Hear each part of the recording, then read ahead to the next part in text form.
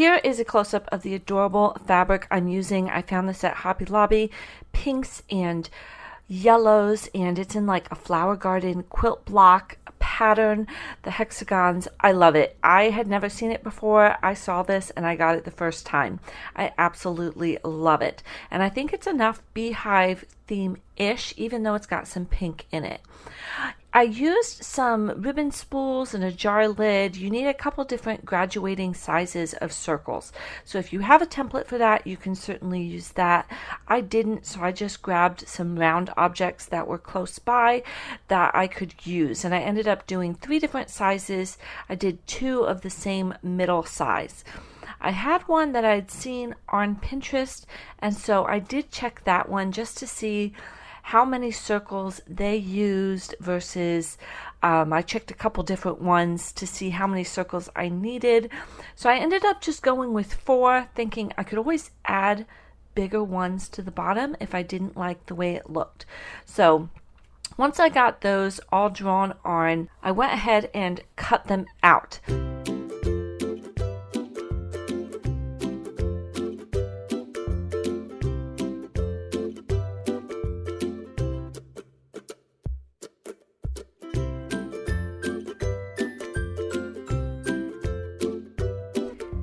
Once I was done with that step, it was time to put right sides together and sew around all 4 of my little circles, leaving an opening that you're going to turn them right side out with, and also to use to stuff with some polyfill to give it that poofiness and some height.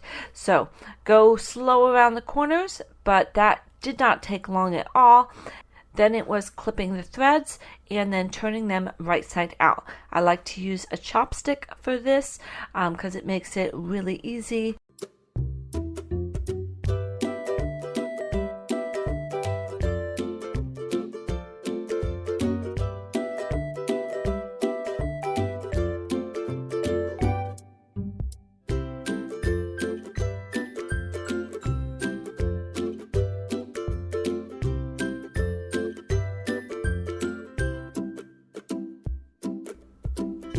Next, you're going to pull apart little pieces of polyfill, stuff these little pieces of your beehive together.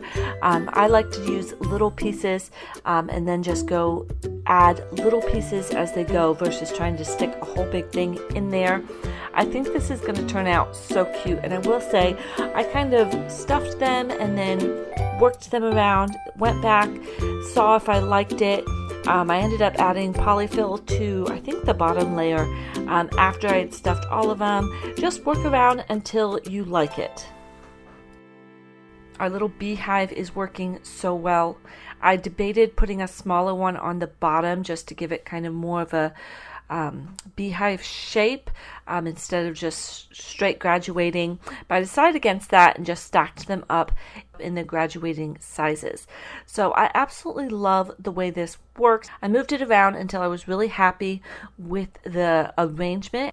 You can kind of see it coming together here, kind of how it's going to turn out once we are done. Now it's time to close up all of the sides, so those little places that we turned it right side out and that we also stuffed it with polyfill. I'm just going to stick that right underneath the machine, move the polyfill out of the way, and sew those closed.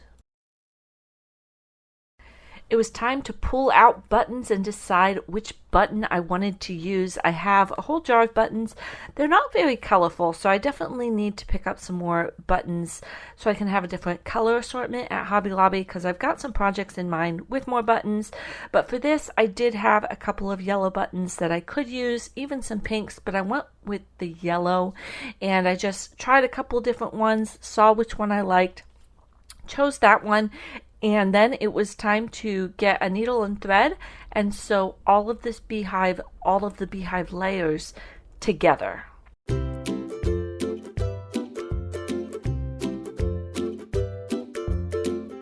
I found it was easier to sew all the layers together and then add the button on, so I wasn't trying to work keeping all 4 together and then the button on top.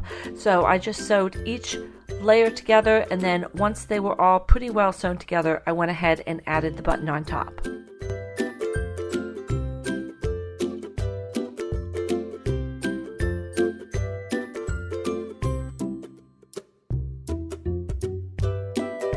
And before long, you have an adorable little pin cushion.